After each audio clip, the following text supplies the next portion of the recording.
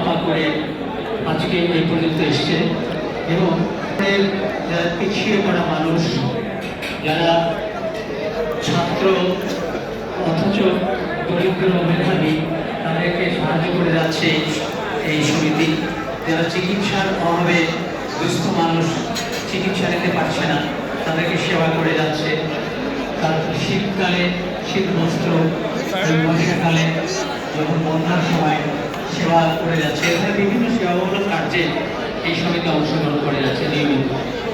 সমিতির একটি জাকাত ফান্ড আছে, আমরা করেছি, এবং এই জাকাত ফান্ডে যে অর্থ দেওয়া হয় তা আমরা এবং মুফতি একজন আমাদের আছে প্রধান, তার পরামর্শ অনুযায়ী আমরা জাকাতগুলি বিতরণ করে থাকি, গরিবদের দেওয়া আছে। আপনাদের নিকট আমার অনুরোধ থাকবে, আপনাদের জাকাতের একটা ন্যূনতম অংশ যদি হয় আমাদের এই সমিতির জাকাত ফান্ডে যদি দয়া করে দেন, তাহলে আমাদের কর্মকাণ্ড আমরা আরো ত্বরান্বিত করতে পারব।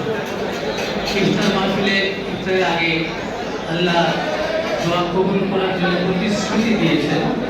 আমরা দোয়া করব ইফতারের আগে নাটোরবাসীর কল্যাণের জন্যে, নাটোরের উন্নয়নের জন্যে, দেশবাসীর উন্নয়নের জন্যে, দেশের উন্নয়নের জন্যে, দেশের শান্তি শৃঙ্খলার জন্যে এবং সারা পৃথিবীর মুসলিম ভাইদের জন্যে আমরা দোয়া করি।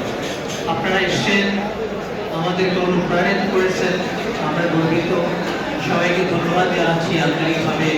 এবং আমরা যারা আজকে এই অনুষ্ঠান করার জন্য আপনারা খাটাখাটনি করেছেন, তাদেরকে আমি ধন্যবাদ জানাচ্ছি এবং আপনারা এসে আমাদের অনুষ্ঠানকে সার্থক করেছেন।